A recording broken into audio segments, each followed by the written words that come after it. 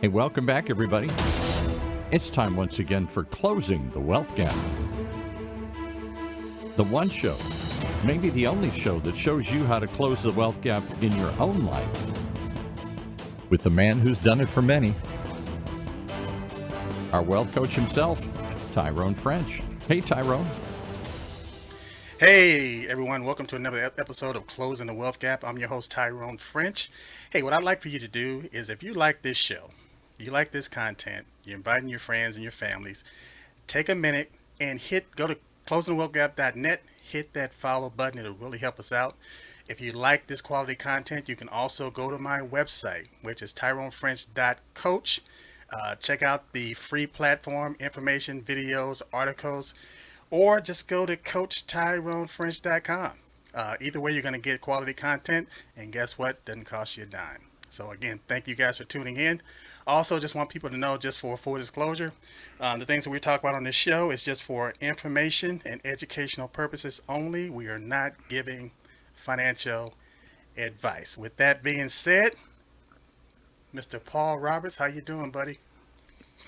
I am doing good, and I'll tell you, you may not be giving financial advice, but you're definitely giving, what is it, sartorial? Dressing? Whatever the fancy word is for dressing right.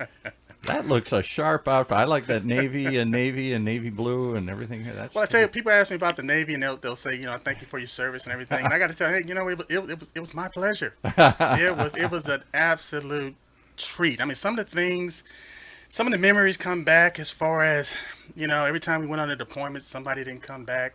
Yeah. It was hard on the families. We're finding out things how, like a lot of on the Marine Corps bases, water's being contaminated and miscarriages and things like that. So it's like a catch-22. But overall, being a teenager, I was absolutely happy to serve. And if I had it to do all over again, Paul, I wouldn't hesitate. Well, I love the outfit, love the look, and love to hear what you're going to talk about here today. Well, I tell you what, in the studio today, I have a really good friend of mine. We've been knowing each other about 15 years. His name is Gary Fitzgerald. I'm just going to bring him in, and we're just going to have a conversation.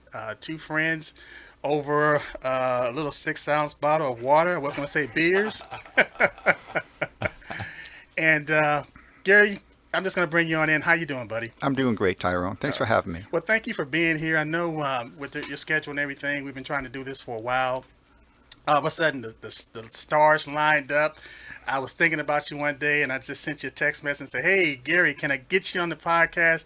And you said, absolutely, and I dropped my phone. I know. I was happy to say yes. Well, it's been a long time coming, and the thing is, how we met was I did financial planning for a company. I'm not going to bring up the name or anything, but we were doing estate planning. And at the time, you were the maestro. And so when I first got into doing various wills and trusts and things like that, and understanding conservatorship and how important it was to bypass probate as far as putting certain vehicles in place and making certain things private, that's how our association came about. And I was so impressed by your knowledge, your professionalism, and how you conducted yourself in business. And I told myself, I said, that's how I want to do it. So, given that, tell our audience a little bit something about Gary Fitzgerald, how you got started, and meaning that what led you to that point to whereas when we first started meeting our association and you were able to mentor me through some certain things, but what drove you to that point?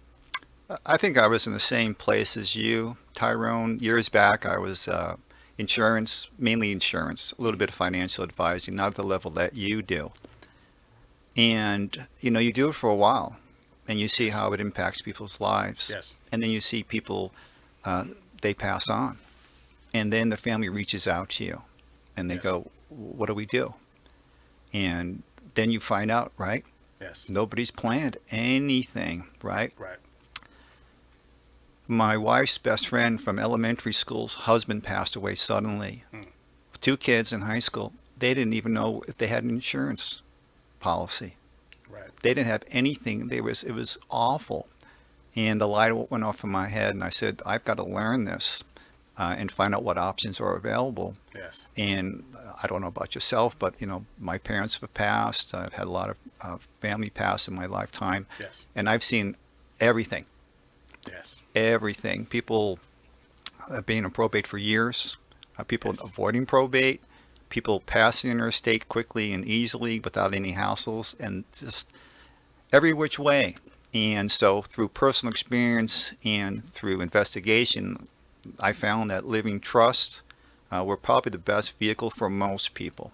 Yes. So I did my due diligence and formed a company to help people with that. I'm not an attorney, never offered legal advice, but I found different organizations and businesses that do that. Yes. And so that's how you and I met. Yes. And the thing is, I on the same track. I was, matter of fact, I was working for a company called New York Life Insurance Company, small company. Not a lot of people have actually heard about this small company, but it was New York Life Insurance Company. Went through a 3-year training program, and that's what opened up my eyes as far as the haves and the have-nots. Whereas if you were wealthy or ultra rich or super rich, the cost of insurance was just a forethought. It's just something that you did. It was just based on your plan. But if you were middle class or working class, it was a mindset shift as far as do I want to buy insurance? Can I afford it? And so as I began to educate my clients based on this is why you need this, based on whether it's income protection, you're no longer here, you still have the family, the obligations. This money can come in there tax free to help your family, but it wasn't enough because I found out, I could put a life insurance policy in place for them, but then there was no trust. There was no will. I mean, just the basic thing as far as having a will saying, how do I want my assets to be distributed? And so even though, again, I was able to solve that problem as far as having the money for the funeral expenses and maybe to either pay off the mortgage, or if they wasn't going to pay off the mortgage, at least make the mortgage payment for 5-10 years or something like that. But again, I found out, hey, you got to have a will. And, 69% of Americans don't have a will. And so you wonder why families, they fall apart after the matriarch or the patriarch pass away and the siblings start fighting over things that don't even matter, and now they're not talking to each other. So with understanding that they needed a will, then that's where the trust came in as far as, wow, you know what, a lot of people, we're here in California. I was a licensed insurance agent in California. I found out a lot of people had real estate. And so I sold mortgage insurance to protect that mortgage. But I found out that there was no trust. And so now, especially when you're talking about a lot of people getting divorced, you only have one parent, they pass away, that property is going to probate because you only have one owner. So again, as I began to see the problem and me wanting to, my business was almost like a ministry. I wanted to solve these problems. I wanted to help people. And lo and behold, I found out about this company that could solve that problem on an affordable basis. And that's what brought us together. And we worked together for years, solving a lot of people's problems and helping people with those problems.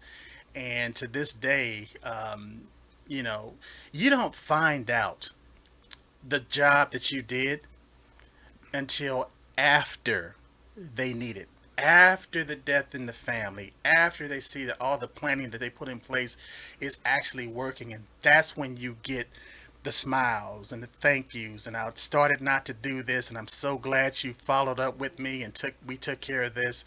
And to me, that was the gratification of everything. So again, I applaud you and I thank you for even mentoring me to go down that path to show me that there were certain things that I could put in place for my clients.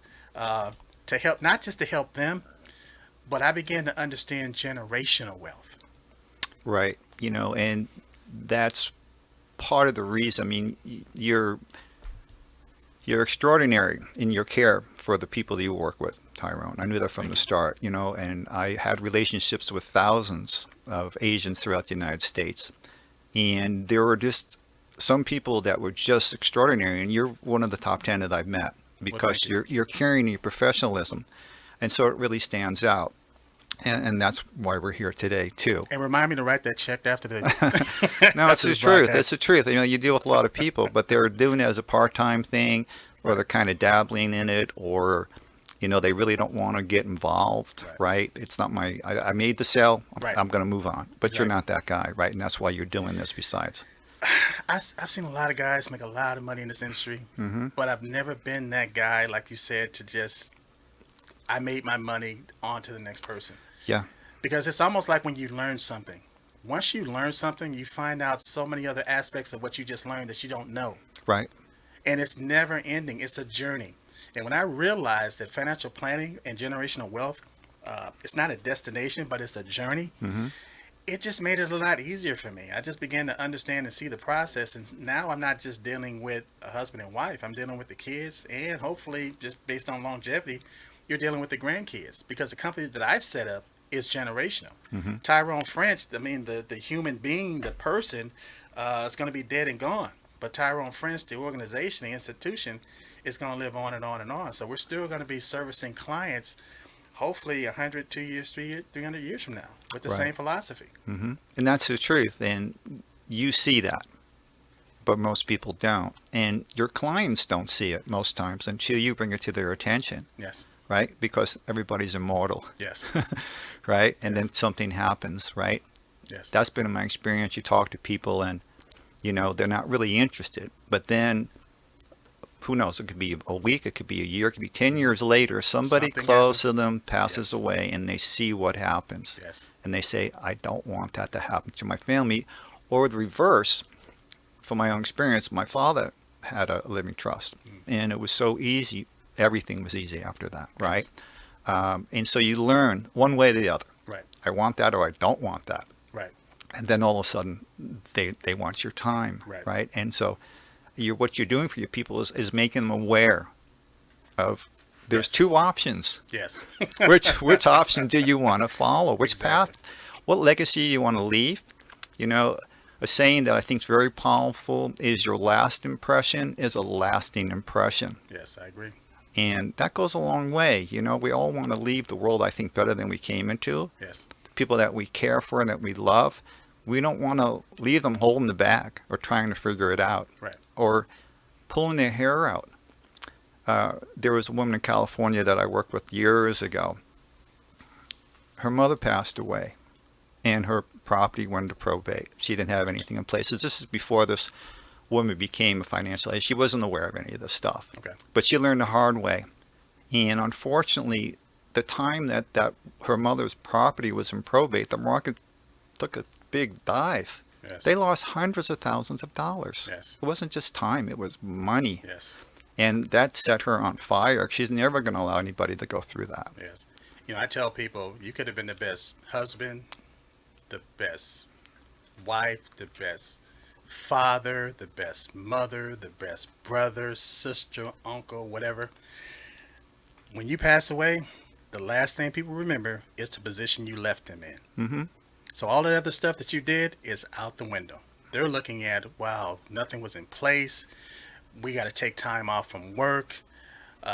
We barely have money to even take care of our own responsibilities, and now we have to deal with this. Right. And it's not intentional. Right? These people are not, hey, I'm going to make this terrible for my family. They No one just says don't that. know. Right? Right. And a word that I like is congruency. Yes. Right? So, you had the best dad. Right? He's always there. He's consistent. He's the rock. Yes. And then at the end, everything falls apart. It's like, Right. well, that's not like my dad, but the way my dad left is my dad. Right. Right? Right. It's like the stamp. Exactly. That's who I am. Period. Speaking of dads, my dad was old school from Alabama. We ended up moving from Alabama to California. I was about 5 years old. I ended up working for Wonder Bread. As a matter of fact, he retired from Wonder Bread. He worked at Wonder Bread for over 45 years. Wow. But he didn't believe in insurance, and definitely not a will or a trust. Yeah. And so as the years went by, eventually, I had a brother that was killed, a 19-year-old brother was killed in a car accident. Mm-hmm. And when I got into the business, and this is early 1990, I just started planting seeds about insurance and, taking care of certain things. And so eventually he started buying these smaller final expense policies. He never bought a large estate, policy for the estate, but small final expense policies and things like that. Then all of a sudden, again, my 19-year-old brother was killed in a car accident. This was back in 2001, and he also had double indemnity on the policy. Well, the problem was the brother that was driving the car at the time, he got arrested. And so my mother and my father had to bury one child, and then they had to defend the other one. Oh, wow. At the same time. And again, we didn't come from money. Right. So it was the life insurance, the income tax-free life insurance that he didn't want to deal with. Right. It's actually what swooped in and saved the day. And we ended up getting a very good attorney. And the prosecutor was begging our attorney, saying, hey, he did such a phenomenal job. My brother he was going to walk away scot-free. And so the prosecutor was like, wow, 3 people died in this accident. There's got to be some type of culpability or responsibility. Right. My brother ended up going to jail. I think he spent about 18 months in jail. Wow. But prior to him going into jail, he was a loose cannon. He was a ship without a rudder.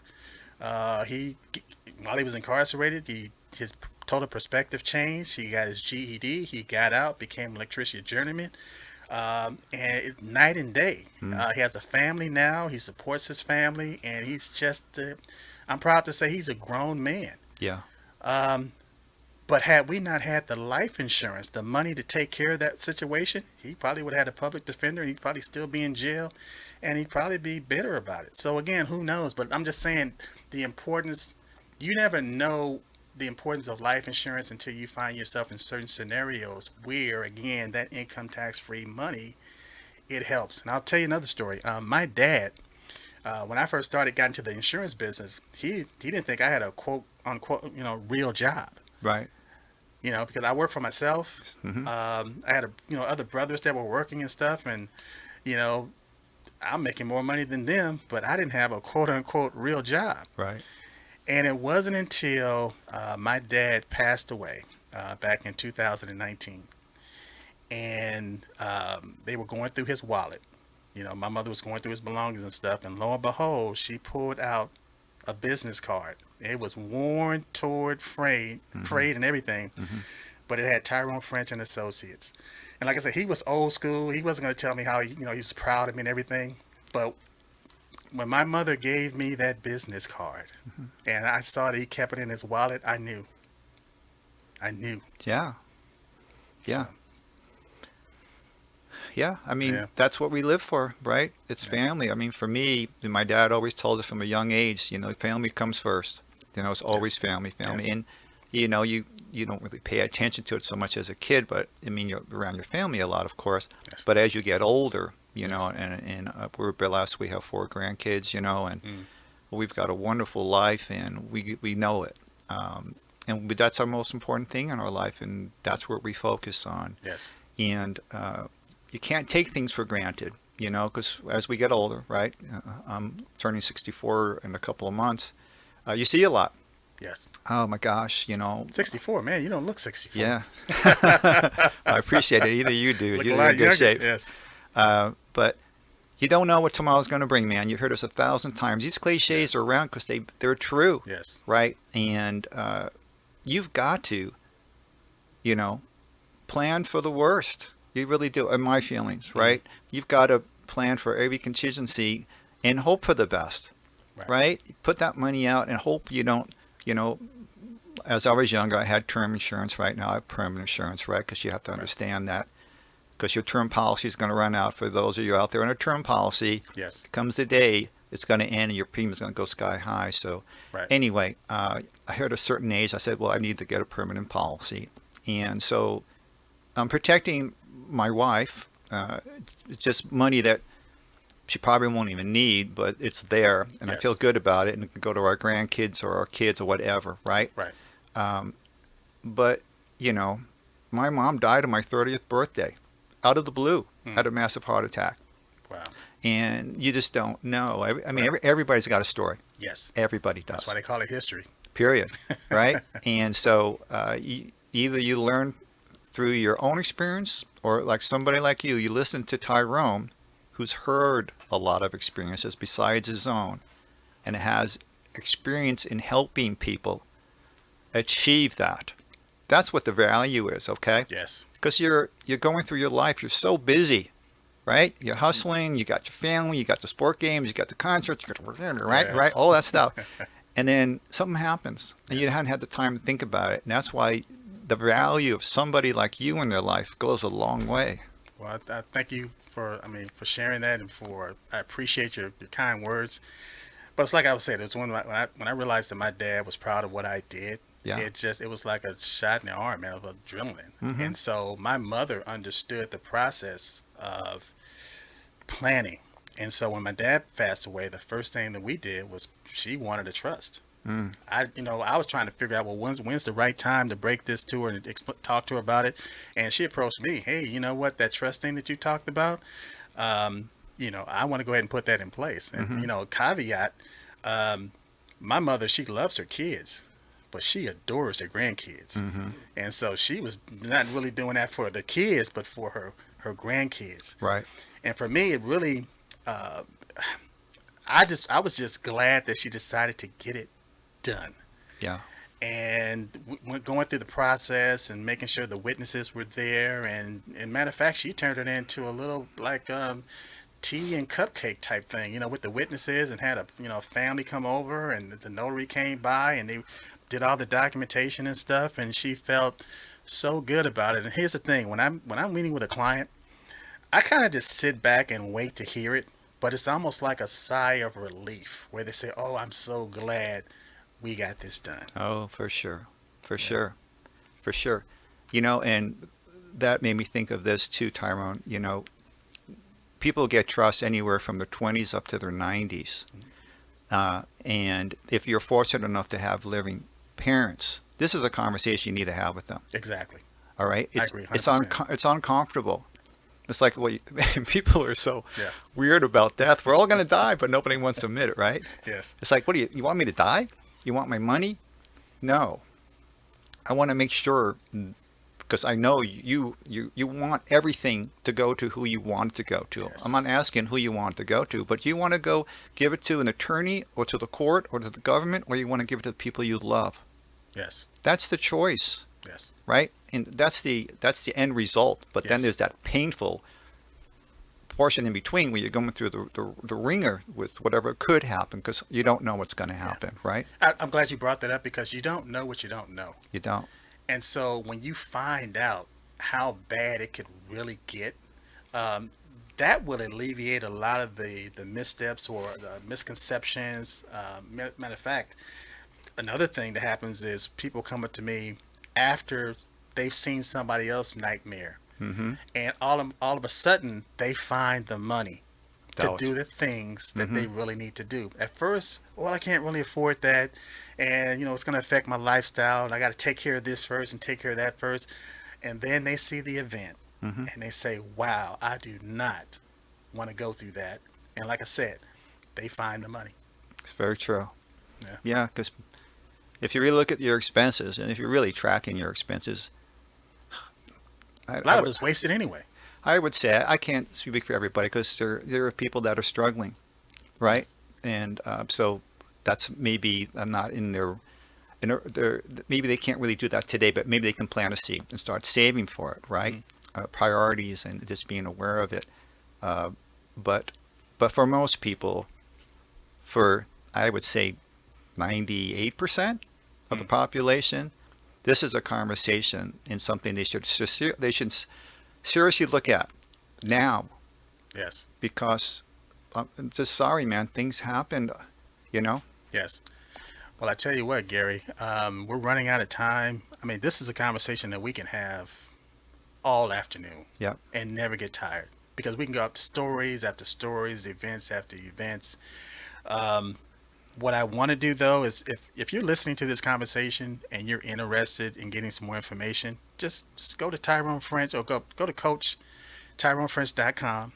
If that's too much to type in, just go to TyroneFrench.coach. I'd love to hear from you. My email address is coach@TyroneFrench.com. If you want to just leave me a voicemail, just call 877-296-5192. It's a toll-free number. We'd be glad to give you the information, the assistance that you need, the direction, because everybody wants to go to heaven, but nobody wants to die to get there.